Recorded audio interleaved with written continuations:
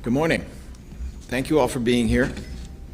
We have called this press conference primarily to discuss an important and very recent arrest and charging of a man by the name of Hakeem Bryant. Mr. Bryant, I understand to be about 51 years old, and all the evidence points to his being responsible for firing 9 shots in a busy, occupied SEPTA bus in the direction of several people, probably primarily aiming at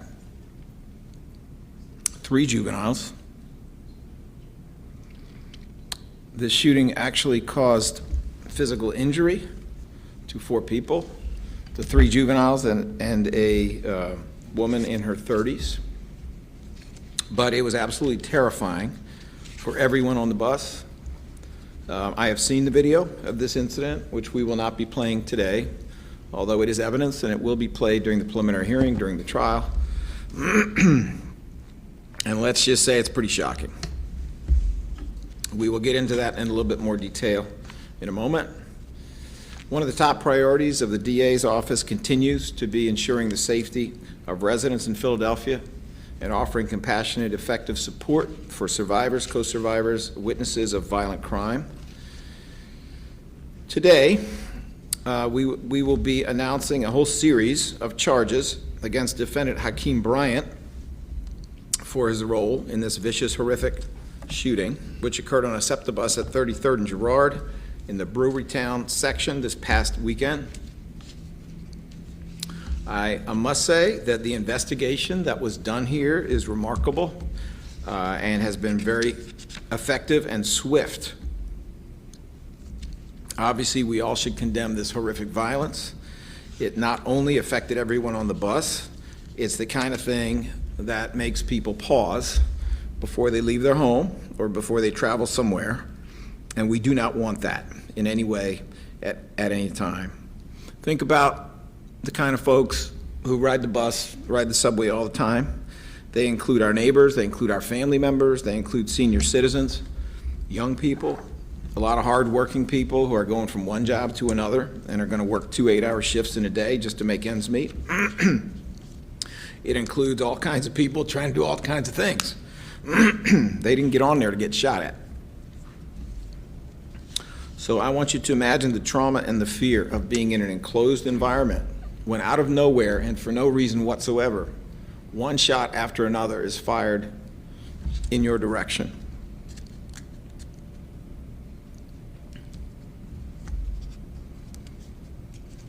When you do see the video, you will see people ducking down.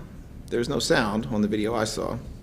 You'll see people ducking down behind the seats. You'll see people who almost look like they're trying to climb through the glass that encloses them in this space.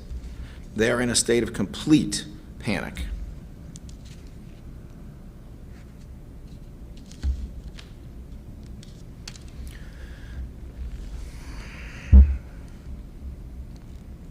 Obviously, we will do everything we can to prosecute this case with determination, with vigor, while seeking justice for every victim impacted in this case by this awful crime and what absolutely could have been a deadly shooting. It is remarkable that no one was killed in this incident. It is remarkable that there does not appear to be a life-threatening injury, although there were some very severe injuries. Anybody thinking about picking up a gun for whatever reason, pulling the trigger? Please understand what this defendant now understands, which is that you're going to find out. In collaboration with our partners, we will do all that we can to catch you, to make sure we have a solid case, and to prosecute you. Council member, good to see you. I want to ensure every victim, witness, and individual impacted by the shooting, including all employees of SEPTA, this bus driver, that our victim services unit is available to support you through the criminal justice and prosecutorial process, help you on your journey of healing from the trauma, and that there is no more important case to us than a case like this. All of our cases are important, but there's no more important case than this. We are joined today by Councilmember Curtis Jones Jr. of the 4th District, who is only here a minute late because he was handling another important matter at City Hall. We have Sergeant Ramon Rosado, that's R-A-M-O-N, last name R-O-S-A-D-O, who's with the Shooting Investigation Group and has played a primary role in this important investigation. ADA Bill Fritzie, Chief of our Gun Violence Task Force. In spirit, we have with us ADA Danielle Burkavage, who is the Chief of our Intelligence Unit, but is unable to be here right now. ADA Kelsey Gamaro. Is that Kelsey Jamaro? Jamaro. Sorry. Kelsey Jamaro, my bad, which is spelled K-E-L-S-E-Y. Last name is G-I-M-A-R-O. Is here from the DAO's Gun Violence Task Force. She will be taking a primary role in the prosecution of this case. And we have Mariel Dela Cruz, who is the Director of the DAO's Victim Services Unit. I would like to personally thank several of our law enforcement partners who work with the Shooting Investigation Group, of which Sergeant Rosado is a member in the police department, and those partners include Jim Kearney, Lieutenant Kenneth Flaville, Sergeant Rosado, who's here, and the detectives assigned to this investigation for a very detailed, technologically astute investigation with regard to the shooting that we are discussing today. The PPD Shooting Investigation Group continues to do excellent work. It was a good idea when it was started, and it has proven itself since then. Specialization of detectives in shootings of all type, rather than having detectives from throughout the city handling all kinds of different matters, has turned out to be very successful in a way that is quite similar to the success that the DA's office has enjoyed in uniting shooting prosecutions with homicide prosecutions and getting even better results that way. Specialization has its place. But anyway, they continue to lead our city in solving cases and putting together really strong cases that move expeditiously through the court system. And we hope that through this kind of excellent enforcement work, that the city will become even safer in the months and years ahead. I want to thank each of the detectives and their supervisors for a job extremely well done. It is my pleasure at this time to introduce two speakers, and then if the council member cares to say a few words, I will invite him as well. The first speaker is ADA Bill Fritzie, who will give an overview of the work of the Gun Violence Task Force. The second speaker will be ADA Kelsey Jamaro, who will discuss the investigation and charges against the defendant, and then I'll check in with the council member to see if he wishes to say a few words. Good morning, everyone. Good morning. The task force is, as I've said multiple times, a joint effort, a joint group of individuals between the Office of Attorney General, the District Attorney's Office, and the Philadelphia Police Department. Many times we come to these press conferences and we talk about the work that we've done with our Attorney General's agents. But as important, or more importantly in this case, we also have a very strong relationship with the police department, and in fact the Shooting Investigation Group is one of our other partners with the task force. What that allows us to do as prosecutors is when these arrests are trying to come across the line, when we're collecting that evidence, our prosecutors within the task force can work with the detectives as they're bringing those cases along. And what that allows us to eventually do is have stronger prosecutions at the end of the day. And this case was excellently investigated by our SIG detectives. And then our prosecutors were able to work with them before the charges came through to make sure that we can alleviate any of the concerns that can happen at trial ahead of time. So this will be a solid prosecution. We know that the summer months are coming. The task force knows that the summer months are coming. We'll continue to work with our partners. We'll continue to work with SEPTA and others when we see these types of cases arise. There will be no intervention for this defendant. He's got a litany of charges that you're going to hear about. The only intervention he's going to have is deciding how much time he's going to spend in state custody for what he's done. If you want to pick up a gun and you don't have the mental faculties to stop fighting with juveniles on a bus, then maybe you shouldn't have the gun to begin with. Stay out of our public spaces, stay off of our SEPTA transit, stay in your home. and don't have the gun to begin with. At this time, I'm going to call up ADA Kelsey Jamaro. She's going to give you information specific to this case.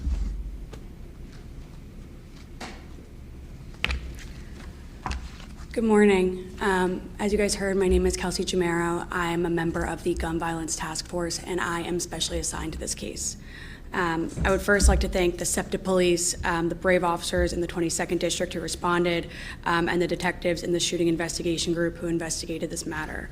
I would like to specifically thank Detective Allen for her tireless work on getting this case solved. Her swift and thorough investigation led to the identification and arrest of the defendant, and her dedication is what allows us to now move forward to seeking justice for these victims. On Saturday, May 10th of 2025 at 6:41 p.m., Philadelphia police were dispatched to 33rd and Girard for a report of a black male shooting a firearm into a SEPTA bus. Upon arrival, they found 4 victims suffering from gunshot wounds. Detectives in this case utilized digital evidence, surveillance footage, and social media throughout their investigation, which shows us a video of the incident. And we can actually see the moment that the defendant opens fire into a bus full of people, normal people, kids, people on their way to work, everyone just trying to go about their day and utilize SEPTA as they should be allowed to do. However, after a short verbal dispute with a group of juveniles, he pulled out a firearm and wreaked havoc into the SEPTA bus. He unloads 9 rounds. As Mr. Krasner said, you can see these people ducking behind seats in fear for their life. As we know, 4 people were shot. However, there were about 10 in range of where he was shooting, and everyone on that bus that survived is traumatized by the violence that they witnessed and barely escaped. Mr. Bryant has been charged with 10 counts of attempted murder, 10 counts of aggravated assault, 10 counts of simple assault, 10 counts of recklessly endangering another person, 1 count of possession of an instrument of a crime, and several violations of the Uniform Firearms Act. Mr. Bryant is prohibited from possessing a firearm due to a 1993 conviction for robbery. Mr. Bryant is set to be arraigned this morning, and we have requested $1 million of bail on each transcript, totaling $10 million. Mr. Bryant is set to have his preliminary hearing on May 27th, 2025 at 9 a.m. in courtroom 5F at the Family Court Building located at 1501 Arch Street. A last thing that I would like to say is that, let me be clear, we will prosecute this case to the fullest extent of the law. This office will do everything in its power to seek justice for the victims, hold the defendant accountable, and make it clear that gun violence, especially gun violence that endangers innocent bystanders, will never be tolerated. The people of this city deserve to feel safe, and we will continue to work to make that possible. Thank you. Would you like to say something, Kevin? Yes, please. Thank you for inviting me, DA Krasner. This case particularly is of interest to me and well-timed. We just announced the reappointment of the City Council Committee on Gun Violence, which made me late. This case is a bus route that runs through the 4th Council District, which is not a stranger to shootings. There was a couple of months ago some juveniles involved in shooting in that route. There, in the report we did on the Blueprint for a Safer Philadelphia, we made note that it's not just what crime was committed, it is where crimes are committed. The geography of a crime takes on different ways to apprehend and then prosecute people. When it's on SEPTA in particular, we have cross-jurisdiction with SEPTA Police, and I'm thankful that you're working as a team to apprehend and then prosecute, that there are consequences for this kind of melee. My relatives working a night shift have to get on these buses. If we are going to save SEPTA as a mass means of transportation for any big city, it has to be safe. And we are working in coalition with the District Attorney's Office to do that. So the geography of where it happened, in the 4th on a bus, just is more egregious than just what happened. And so we are thankful that you are right on top of it. We are thankful that crime is down, but it's moving in the right direction. But we're going to keep the pedal to the metal to make it faster. Thank you, District Attorney. Thank you, council member. And thank you for all the work that you have been doing as long as I can remember.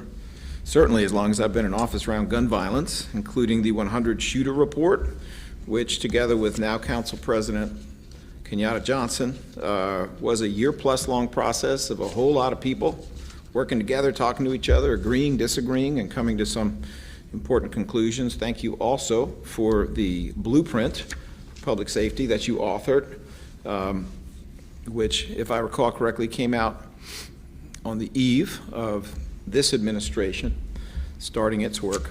Thank you for all of that. And I do want to point out that the committee you're referring to, this committee to address gun violence prevention, now has a new member, and that member is Bill Fritzy, standing over there, who is the head of our gun violence task force and is extremely well suited to assisting in terms of all aspects of investigation and enforcement. Even though prevention is not his day job, it's certainly something that concerns him as well, and he will be a valuable source of input on that point too. All right, Mr. Tom Gardner, 3 CBS. Any questions, sir? No. All right, thank you. Annie McCormick, 6 ABC. Any questions? I'm wondering in the initial report, and I'm going off of memory here, so correct me if I'm wrong, Mr. District Attorney, but I believe in the initial report for Council Member Jones's the gun safety report, your office had suggested that not everybody who has an unlicensed gun should necessarily be prosecuted because there was hurdles for them to be able to legally obtain a weapon. I'm wondering if that's something that you still believe. If I'm wrong, correct me, but that's what I remember from reading that extensive report that your office, Councilman Jones, had put out. I'm wondering if you still feel that way. And additionally, Councilmember Jones, what are the benchmarks that you're using to see if the gun task force is working? So thank you for the question. We have never taken the position that you should not prosecute gun cases. That has never been what. I didn't say that. All right, well, again, I'm not saying you said that, but we have never taken the position that you shouldn't prosecute gun cases. We have recognized the reality that if you're trying to solve shootings, then we should focus above all else on shootings. If we're talking about gun cases, they should all be prosecuted, but within that large category, there are some people who are basically law-abiding. They do not have their paperwork in order. They are carrying that gun out of fear and for self-protection, and some of those people should be diverted. Diversion is a form of accountability and prosecution that, frankly, is often a lot more work than simply being convicted and sitting in a jail cell or sitting at home. That's the reality. Our diversion for guns, which is a very limited program, has made the public much safer than if those same people were prosecuted. And that's not what I think, that's what I know. Because the data shows that essentially the same group of people prosecuted are going to give you 4 new arrests later, as opposed to 1 new arrest when they've gone through this intensive accountability.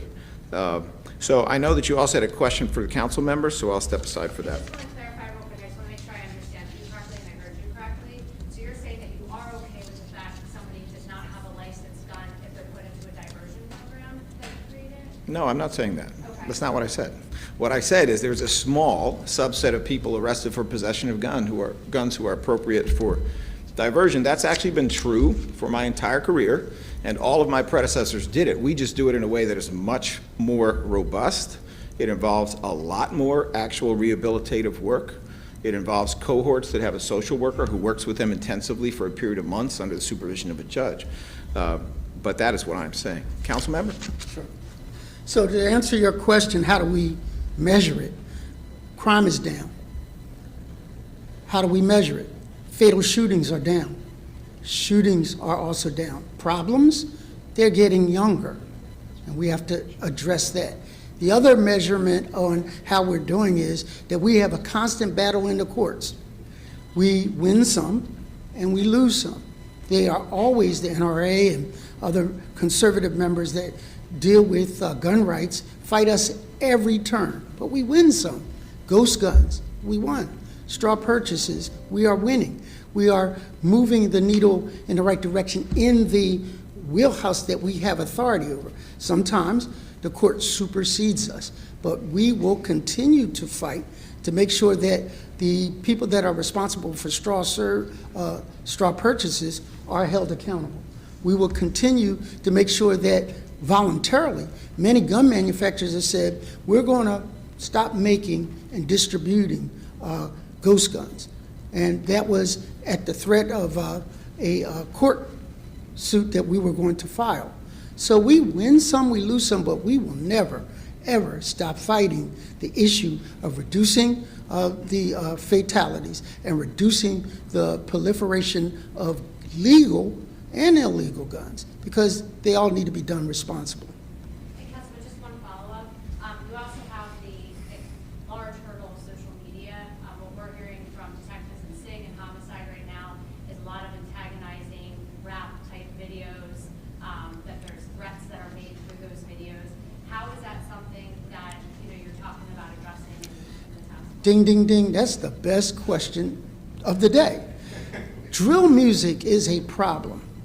And we have to not only, we have to work with our artists to do a more positive form of expression of what they see in their daily lives, but also the industry that is employing them, the record industry, does things like, I know Group A, and you're very familiar with this, is fighting Group B.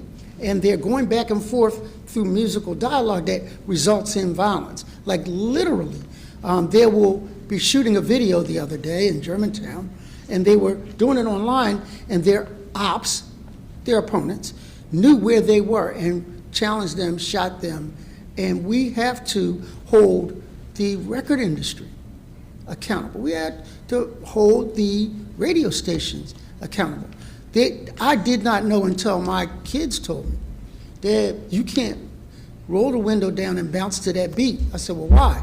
Because that's calling out the other group, and you're riding through their neighborhood. You don't know what they're saying, but they do. It is a dangerous, volatile situation that we need to pay attention to. So thank you for that question. Brian Sheehan, Channel 10 NBC. Can we describe the nature of the dispute prior to the shooting?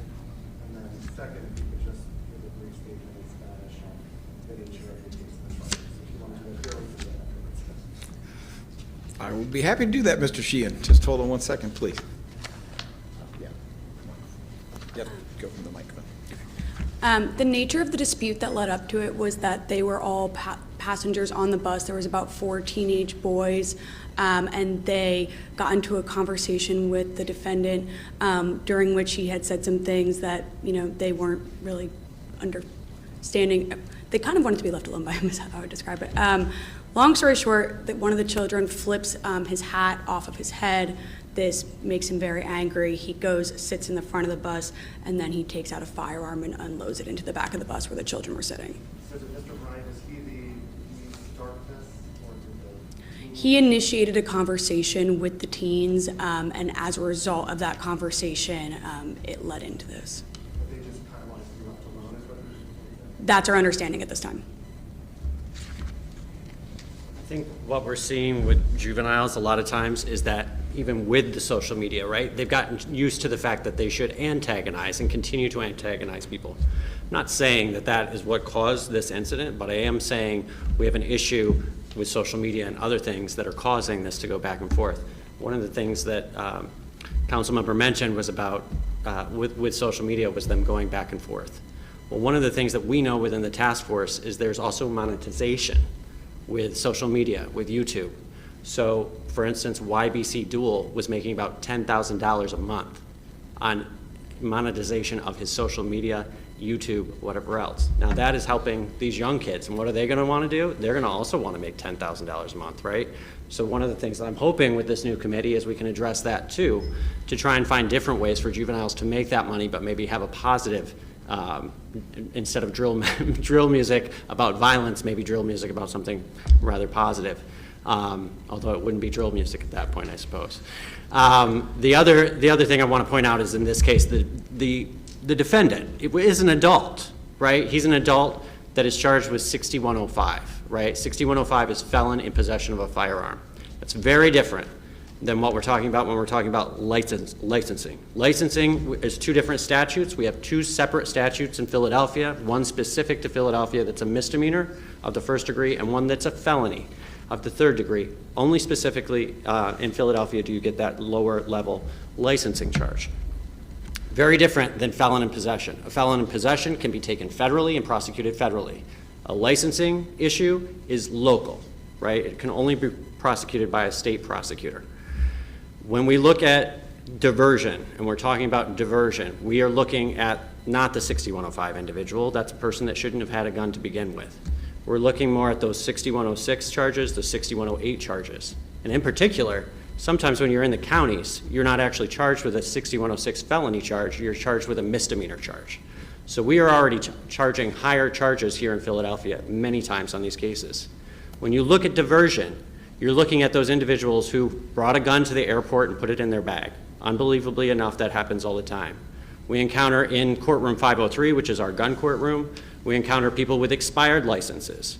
We encounter people who had their license revoked by accident, people who have licenses in other states but didn't get a license here in Philadelphia or in Pennsylvania. So those are the types of cases that are looked at for diversion. Those cases are sent over to our intelligence unit, and they do a workup on each defendant before that defendant could possibly even enter into any type of diversion program. On top of that, because the task force is involved in this office, we also, on top of the intelligence unit, take another look, because we have other intelligence that we look at to determine whether that person should be allowed to be entered into diversion. So when DA Krasner talks about all the steps they have to do once they're in diversion, there's a lot of steps our office and our different various units do before we get into diversion, before that person can be even entered into diversion. But again, that's separate from your felony level felon in possession, which is what this defendant was. He could be prosecuted by the federal authorities in this case on that gun charge. But that is very different than when we talk about licensing issues and the charges from that. Thank you. Thank you, Bill. Also, just to build on what Bill was saying, the legislature in its wisdom decided to do a study of which counties have the shortest and the longest sentences for 6105. 6105 being felon in possession of a weapon. It is a charge that we do not divert, period. And they found that the county that gives the longest sentences, the longest one, for 6105 is Philadelphia County. That's what they found. Wow, facts. Aren't facts wonderful? There is a difference between the wheat and the chaff. The chaff are 6105. The chaff are affiliated with shooting groups. The chaff are up to stuff that is suspicious and suggests criminal activity. And then there are the wheat. That is the person who works all night at a gas station, who is afraid, who should have gotten their paperwork together but didn't, or did get it together, and then it was expired. And then because that person works two jobs, they didn't renew it in time. Should they be charged? Yes. Should they be prosecuted? Yes. Should they be diverted? In many cases, the answer there is yes. They are the wheat, not the chaff. To us, individual justice is extremely important, and it's also the key to public safety. This man is in all likelihood going to have a very, very, very lengthy sentence, and he's not young, okay? It's what he should have.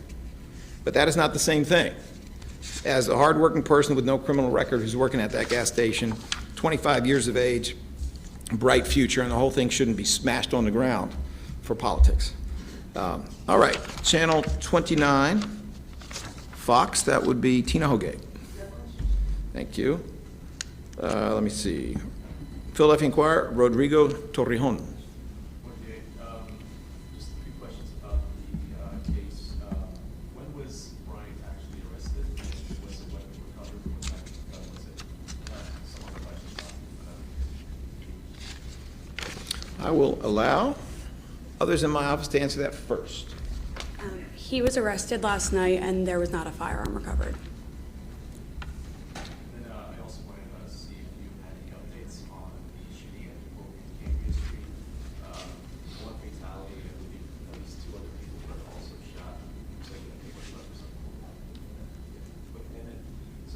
question.